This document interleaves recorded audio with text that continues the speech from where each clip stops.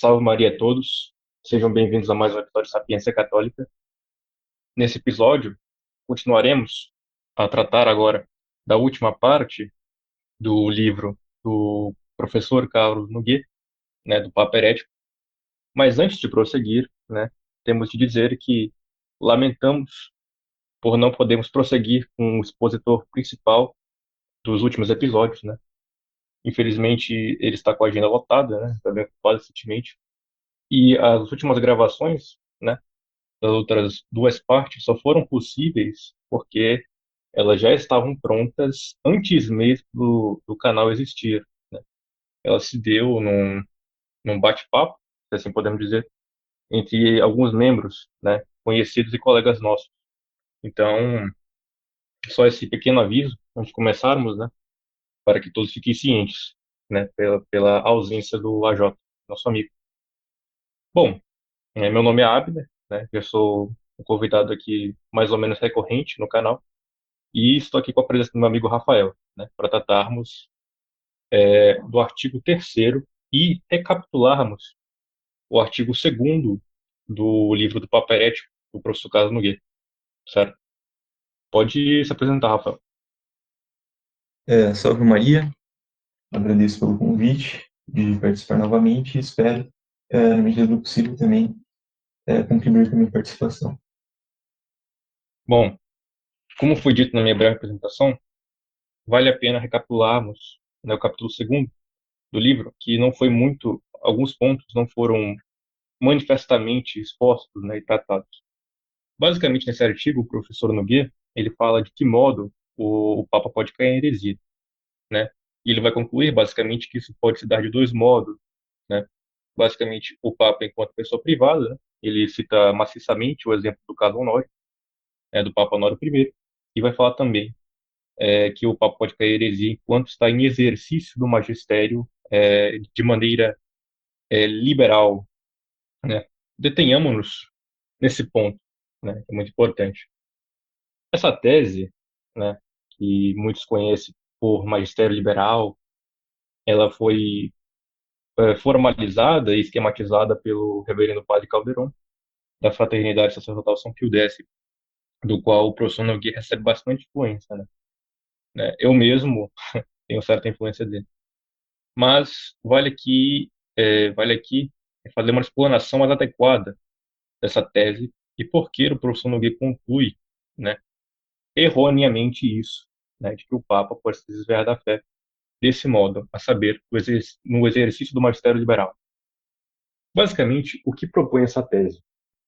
Os detentores da potestade magisterial e sua hierarquia estão sob influência do liberalismo, certo? E em nome de uma nova concepção de igreja, e o padre Calderon vai falar muito detidamente sobre isso no seu livro Prometeu, a Religião do Homem, dado que há uma nova religião presente ali nessa estrutura, é necessário também um novo modo de governo, né? Seja ele um governo eclesiástico, seja ele o governo próprio do Cristo, né? É o exercício do magistério.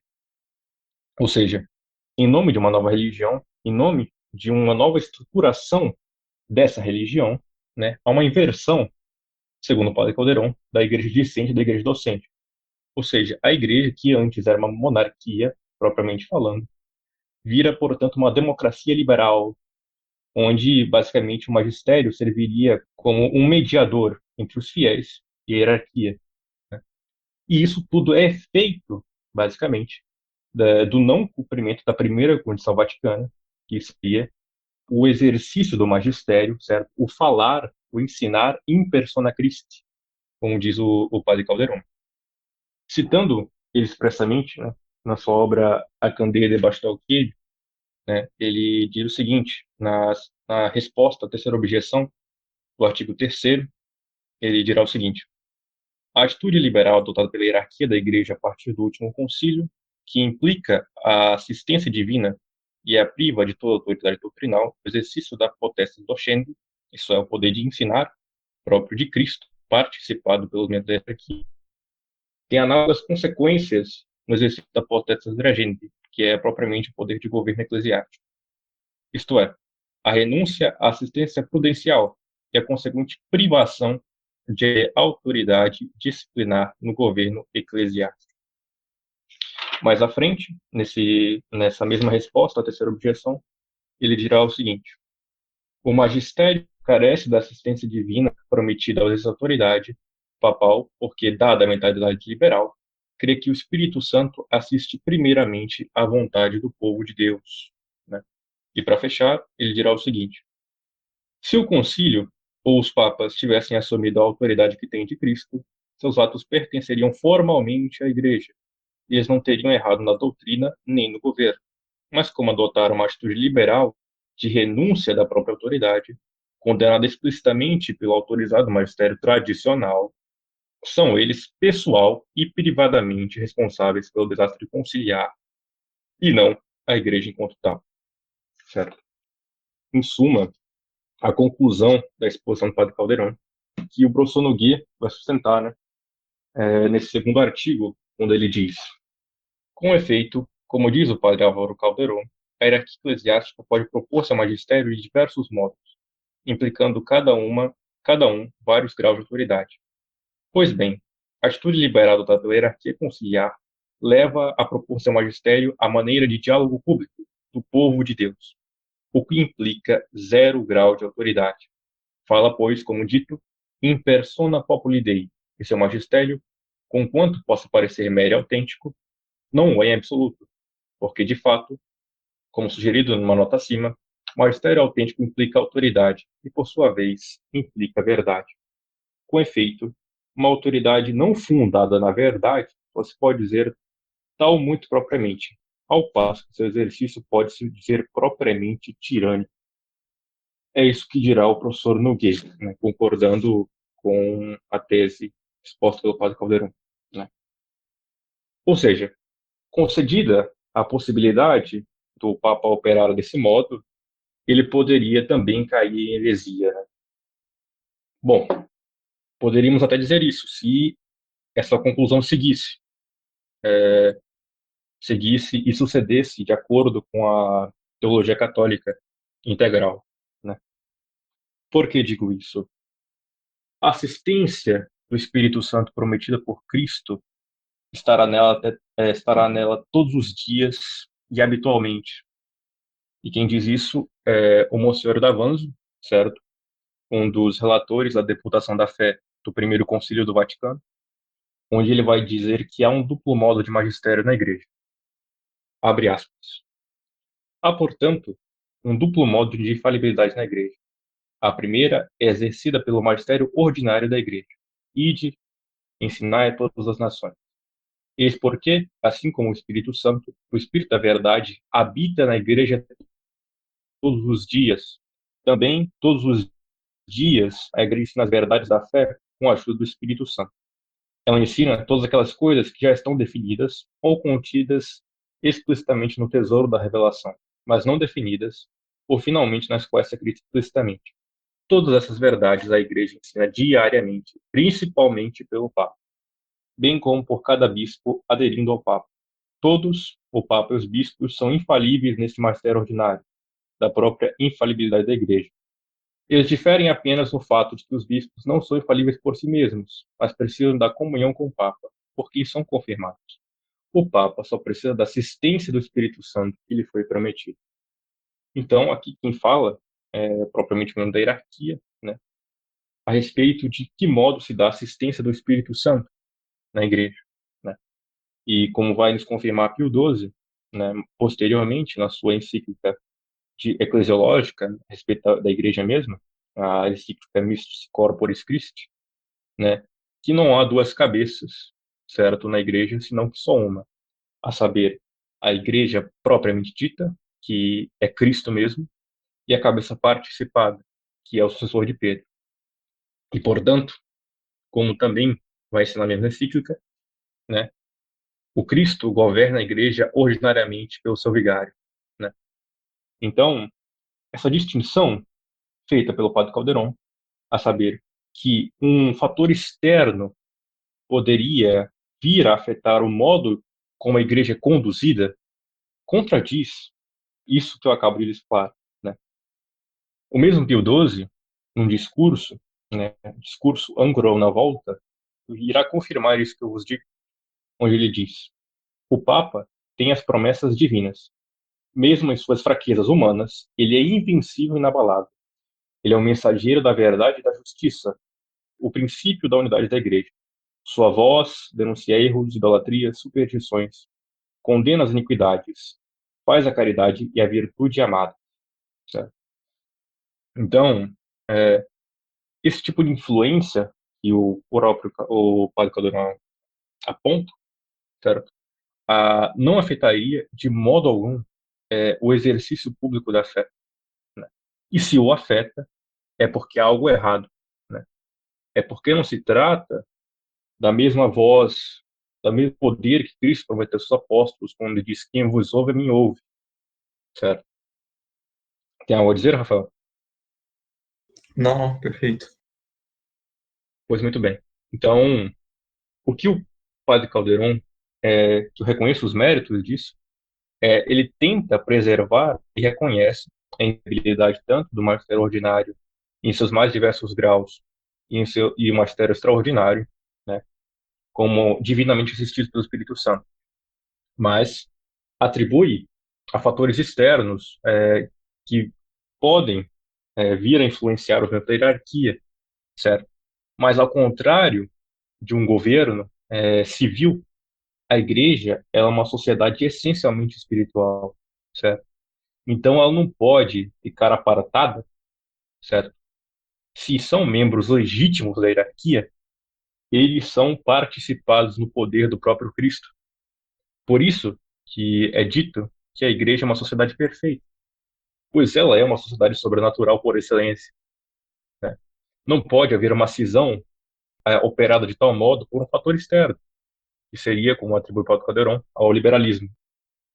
Então, como já ouvi proponentes dessa tese, né, acusando outros, né, ela recebe vulgarmente e devidamente o nome de papado on e off, né? É tipo um interruptor de energia, né?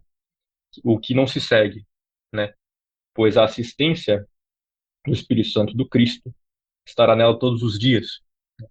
E isso, essa promessa, é a Pedro, o sucessor de Pedro, os apóstolos.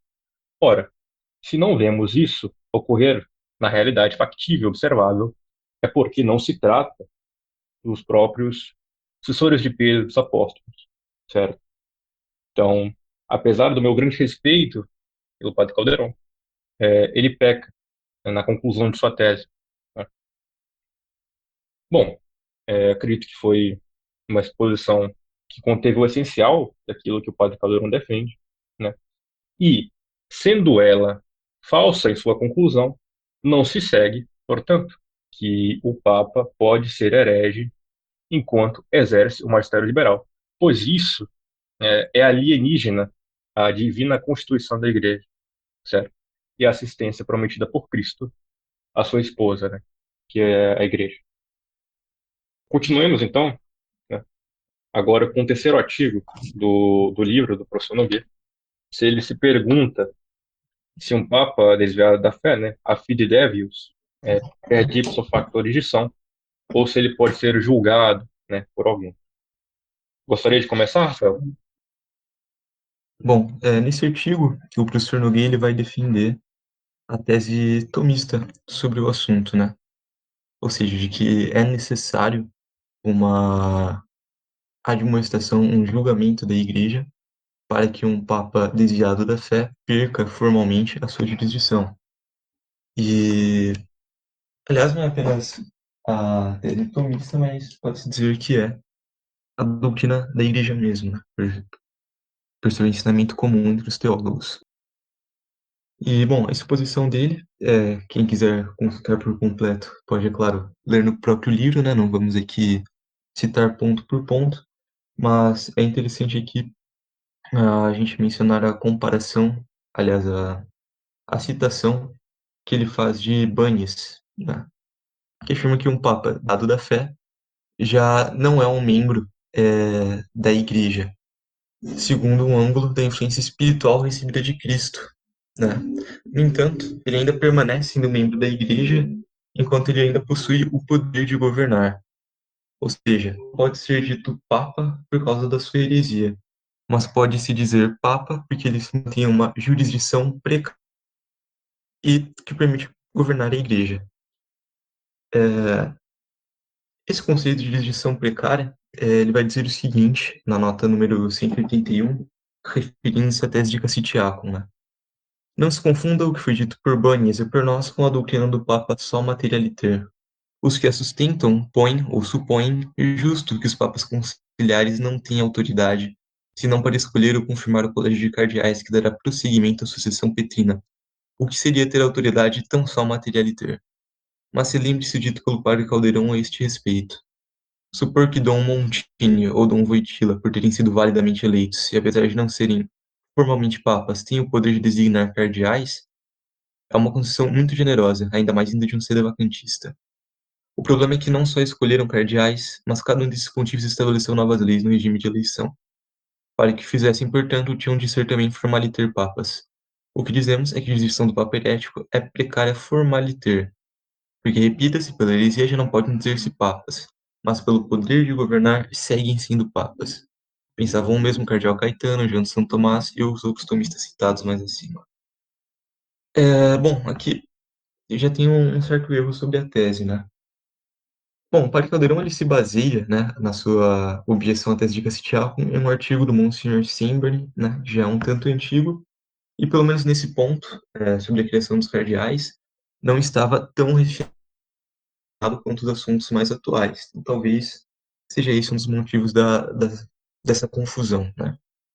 O que o Monsignor Simberly defende não é que faça parte de uma autoridade materialiter criar cardeais, até porque ser papa materialiter não é ter autoridade nenhuma, é só ter uma disposição próxima para poder receber a autoridade papal, que é, por assim dizer, indivisível.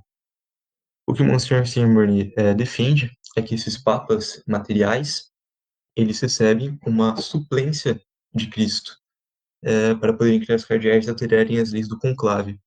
Isso ocorre, primeiro, porque eles não são hereges julgados pela Igreja, e, portanto, podem ser sujeitos dessa suplência, e porque esses atos em questão são atos que pertencem objetivamente, vamos dizer assim, ao bem. Porque, como reza o Concílio Vaticano I, é dogma de fé que o sucessor de Pedro terá perpétuos sucessores. E para ter perpétuos sucessores é necessário que existam eleitores. Então, mesmo que os cardeais escolhidos pelos papas materiais não sejam os melhores, ainda assim são atos objetivamente bons, por estarem perpetuando a sucessão petrina, né? Não é gratuito ou generoso afirmar isso, né? Porque, como já foi dito, isso é previsto pelo Código de Direito Canônico, e segundo alguns teólogos, já aconteceu algo bastante parecido na história da história da Igreja, né?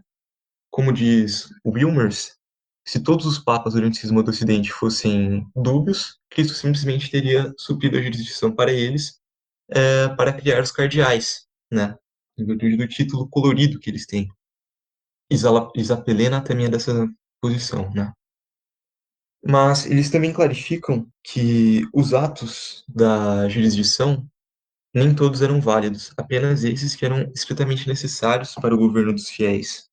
E da mesma forma podemos dizer que apesar dos papas do Concílio Vaticano II, entre aspas, né, papas entre aspas, receberem essa suplência, eles não recebem um poder suprido indiscriminadamente, né, um poder suprido pleno, que seria correspondente a essa situação prevista por Banhes, né, da jurisdição precária. Então, não se segue daí que, por causa dessa necessidade de criar cardeais, eles sejam papas formaliter. E nem que no momento da criação dos cardeais eles sejam papas formaliter e depois deixem de ser, né? Como se o ocupante da sé apostólica pudesse oscilar entre ser e não ser papa, né? A gente tratou um pouquinho disso melhor no episódio da tese, desse diácono. E, bom, a razão principal dos papas materiais, como o Vaticano II, não receberem essa suplência, essa jurisdição precária, é porque a recepção da jurisdição é concomitante à intenção habitual de procurar o bem da igreja. Como assim?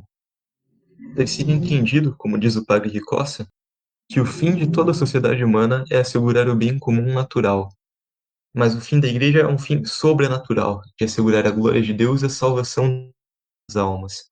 E isso só pode ser alcançado pela assistência do Espírito Santo ou pela comunicação da autoridade por Jesus Cristo ao seu vigário, como o Abner já havia exposto, né? É isso que o padre Gerhard chama do estar com de Nosso Senhor com o Papa, né? É a comunicação do estar com de Jesus Cristo que é o constitutivo formal da autoridade, né? Essa comunicação é dada por Jesus de maneira permanente àquele que tem o propósito habitual de assegurar a glória de Deus e a salvação das almas. Por isso, a pessoa eleita no conclave deve ter o propósito habitual e objetivo de querer o bem-fim da Igreja, propósito visível a partir de seus atos exteriores. Sua intenção subjetiva, os motivos mais profundos que o animam, dizem respeito à sua consciência, da qual somente Deus é o juiz. São atos que não podem e não devem interessar, aliás, são motivos que não podem e não devem interessar os fiéis. Se a pessoa eleita não tem esse propósito habitual, não pode receber a comunicação da parte de Cristo. E Jesus Cristo não dá a comunicação de maneira descontínua ou temporária. Agora, se falta essa comunicação, a pessoa eleita não pode alcançar o fim da igreja. Entender que ela possa obter a finalidade da igreja sem essa assistência, ou pensar que o bem comum da igreja consiste apenas na manutenção da hierarquia e não na glória de Deus e na salvação das almas, significa atribuir à igreja sobrenatural exatamente aquelas coisas que pertencem formalmente a uma sociedade humana natural, e é na prática considerar a igreja como uma sociedade natural, quando não é o caso, né? É, Bom, essa é mais uma daquelas objeções que já foram respondidas há uns 40 anos, logo no primeiro volume dos Carrier, né? No caso, seria bem análogo à terceira objeção, à tese de Castiglione, né? E acho que aqui já fica, de certa forma, respondido o que o Carlos Nogueira diz na nota de número 183, né? E assim, os sedvacantistas costumam rechaçar qualquer analogia entre o governo eclesiástico e o civil, porque o governo eclesiástico é de instituição divina e depende da autoridade delegada diretamente por Cristo mesmo. Mas além do que se vai dizer em seguida, está que a decência da analogia é comparar coisas diversas, ou segundo proporção, ou segundo proporcionalidade conjunta, ou segundo proporcionalidade disjunta, como é o caso aqui. Se não fosse válida por si a analogia entre governo eclesiástico e governo civil, muito menos válidas seriam aquelas mediante as quais se alcança, de certo modo, algo quiditativo de Deus, porque com efeito tais analogias se dão entre o ente por essência e em superparticipação, entre o próprio ser subsistente por si mesmo e os entes que entreguem a si mesmos seriam nada. Bom, acho que ficou claro aqui que o objeto da crítica não é fazer qualquer analogia entre o governo eclesiástico e o civil, mas sim, mesmo que não intencionalmente, tratar essa relação como se fosse um univocismo, né? E ignorar, claro, que a autoridade que pode se dar per modum actus na sociedade humana, porque o constitutivo da autoridade é a ordenação ao bem comum, também pode se dar desse modo na igreja, sendo que não. A comunicação da autoridade é habitual, né, e o constitutivo é, como foi dito várias vezes, essa delegação por parte de Cristo. Essa explanação do Rafael a esse respeito, né, que o professor Nogueira repete, a explicação do Padre Calderon sobre a tese de Cassis Yaco, né? E nós falamos, né, no episódio sobre a tese, né, mesmo, a respeito dessa questão do Papa herege, né, e da excomunhão ipso-facto. Independente da posição que se suma da controvérsia, né, pois a disputa teológica do Papa herege é uma disputa, né, então você pode ficar basicamente entre duas escolas, certo? Que é a dos dominicanos, né, que está, você vê, por exemplo, Caetano, João de São Tomás, etc, etc. E do outro lado você vê pessoas como Soares, Roberto Bellarmino, né? Que em suma, né, aquele, né, os dominicanos defendem que o Papa herege, ele está fora da igreja ipso facto, porém, sob o ângulo de governo, certo? Da igreja, ele não está. É necessário que haja, ele seria deposto por Deus pela instrumentalidade humana, certo? Então, não seria uma deposição ipso facto. ao contrário do que defendem os jesuítas, em especial São Roberto Bellarmino. Mas é de comum acordo que, para que haja isso na questão da perda da jurisdição, certo? Agora, para a deposição, é de comum acordo que é necessário um procedimento pelo meio dos homens, né? Como vai afirmar o São Roberto Bellarmino no segundo livro do De Romano Pontífice, capítulo 30, ele dirá o seguinte: a jurisdição é certamente dada ao pontífice por Deus, mas com o consentimento dos homens, como é evidente. Como este homem, que antes não era papa, recebeu dos homens a promessa de que passaria a sê-lo, portanto, ele não é deposto, ele não é removido por Deus, a menos que o seja por intermédio dos homens, certo? Então, independente de que lado se fique dessa controvérsia, e digo, né, eu particularmente não discordo muito da conclusão apresentada pelo professor Nogueira nesse artigo, certo? Porque ela é essencialmente a posição tomista, a qual sou adepto, certo? E essa ocasião, claro, que a proposta do professor Nogueira não é tratar ex professo da crise atual da igreja, mas aplicando-a nesse cenário, situando-a nesse cenário, ela não é aplicável à nossa situação atual, certo? Pois não se trata da disputa teológica do Papa Herético. É algo muito distante disso, bem pior, né? Então, eu acredito que essa breve exposição que fizemos foi o suficiente, né? Caso você tenha dúvidas, podem deixar nos comentários. Agradeço, a participação do Rafael por ter nos presenteado com a sua exposição hoje. Salve Maria a todos e nos vemos nos próximos episódios. Não esqueçam, né? E nós também estamos presentes no Spotify e também no Instagram, né? Pretendemos, se Deus quiser, em breve retornar com a atividade por lá.